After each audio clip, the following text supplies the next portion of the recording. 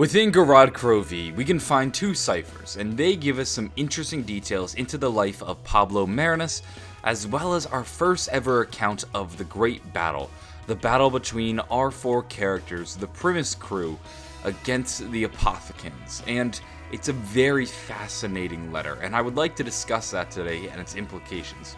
Before we do, I need to remind you guys of the Wolf King, who was introduced to us on the map Der Eisendrache. We learned his story as we created the wolf bow. We went from portrait to portrait, and we learned about a young king who kept a wolf by his side at all times, and they would ride into battle together and eventually went into battle against the Apothecans. Now this battle did not end well. They fought the great evil, and the king lost his life, and he died in battle. The outcome of the battle has yet to be seen. However, I'd imagine if your king died, you lost the battle. He was then buried in Der Eisendrache, and his wolf lives on in the form of a spirit as well as his bow. That is the story of the Wolf King, but let's return to Pablo Marinus. Pablo was first introduced to us on the map called The Dead. He was a rather insignificant character. In fact, he was just one of Richtofen's many test subjects, kind of just an offhand remark. I think I might have killed the specimen from Mexico. His spleen is on the floor and he's not moving anymore. I can verify with certainty, however, that the barrier is not located in the spleen. Dr. No matters of course. I wonder what he might think of the experiment.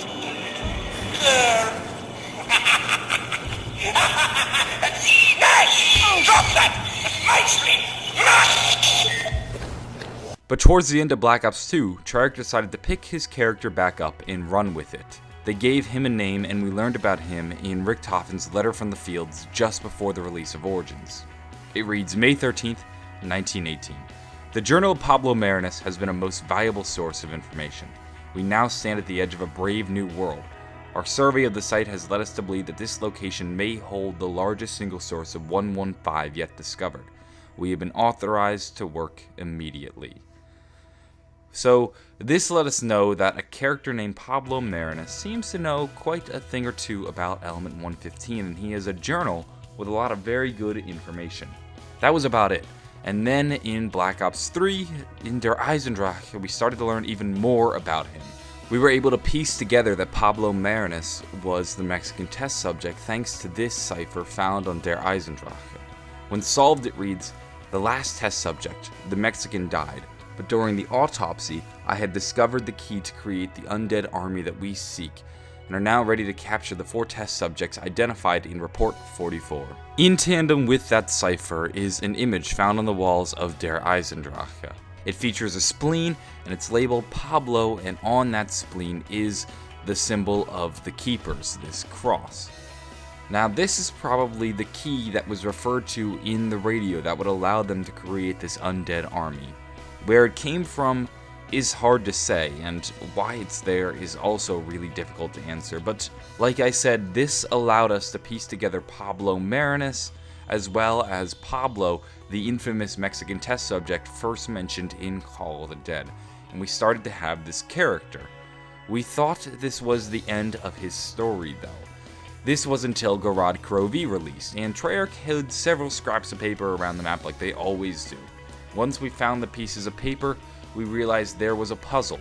After solving the puzzle, we finally found pieces or entries of Pablo Marinus' journal, the journal that was originally mentioned in Richtofen's Letter from the Field almost 4 years ago. For those of you that have not read the letter, or the journal, it reads like this. My name is Pablo, or at least I think it is, or it was? I don't know anymore.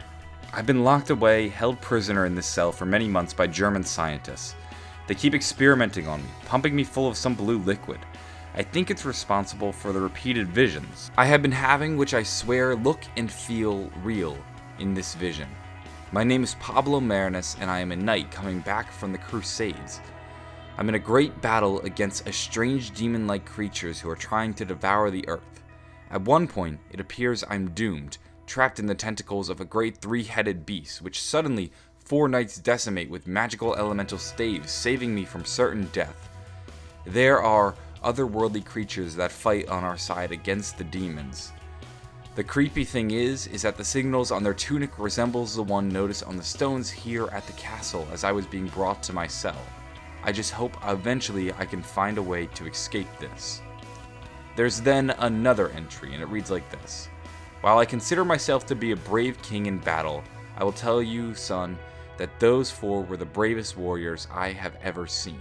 I had the privilege to fight alongside them in the great battle many years ago, where we defeated the creatures from beyond, and the Dead Eaters. They disappeared after we claimed victory, never to be heard from again. The last thing they told me was to build my castle here, in this very location, before they disappeared. I should note that I'm not entirely positive whether or not this is a letter, or if this is a journal, if they're supposed to be read in tandem or separate, if they're both intended for his son or just one. Either way, there's a lot of really good information that we can pull from this text. When we look at it, Pablo describes himself as a knight. He also says that these are visions that look and feel real.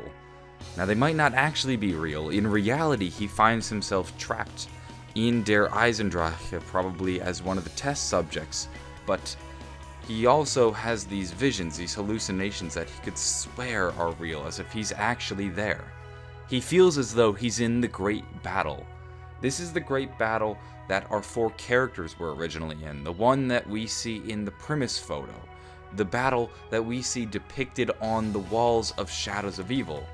And he says that he was saved in this battle, and he was a knight in the battle. Well, we actually do see a knight in the mural found in Shadows of Evil, so we could start to see who Pablo was, or who Pablo was hallucinating that he was in this battle, the great battle that we've learned so much about. Like I said, this is our first ever account of the battle. Now we know that our characters were victorious by the end of the battle. They say this in the letter, and we also see in the premise photo that our characters stood above the world victorious with their staves in the air. They won the great battle, and then they told Pablo to build his castle upon this site. Here's the problem.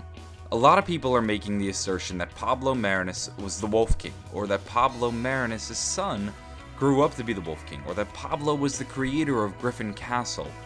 And maybe where Griffin Castle laid was where the original battle happened between the Primus group and the Great Evil, the Apothicans. And while this theory isn't wrong, I can't disprove it. It's not likely, and this is because there's a conflict between the story of the Wolf King and the story of Pablo Marinus. You see, the Wolf King died in battle. He, we assume, lost his battle against the Great Evil, while Pablo survived the battle. They won because they had the help of the Primus characters and their staves. Well, Pablo can't be the Wolf King if Pablo survived and the Wolf King died. This is where this starts to fall apart.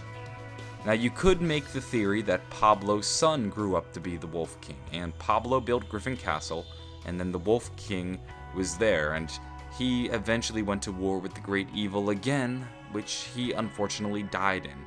This theory could also be true. However, it is difficult to prove. There isn't much of a solid backing for it. There is, of course, a strong connection between Der Eisendrache and Pablo Marinus. He seems to have these visions here, and he keeps going back to this great battle, and it was here where we learned so much about him. It would make sense that he would have an importance to this area if Treyarch felt it necessary to bring him up during this map. Maybe this is the reason they were able to find the key here, and maybe Pablo Marinus in another life was that knight, and because he has such a strong connection to this place, because in another life he built Griffin Castle, he is able to return to these visions. Our characters have talked about bleeding memories with different forms of themselves from different lives or in different universes. They've talked about having visions. Pablo could be going through the same thing. Maybe he was originally an adversary on the battlefield with our other characters, and then in another life in the future, he found himself a test subject with the characters again.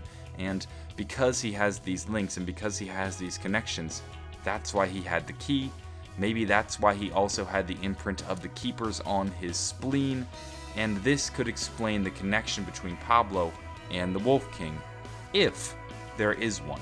Now, of course, I say if, because it hasn't been something that has been explicitly stated to us yet, and we need to remain on the fence until we have 100% proof.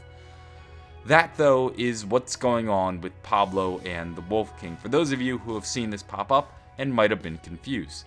If you enjoyed this video or found it interesting, maybe give it a like, possibly subscribe. I'm always covering things in the zombie storyline, and if you enjoyed this, I'm sure you'll enjoy the next. I'm gonna go though, have a wonderful day, and bye.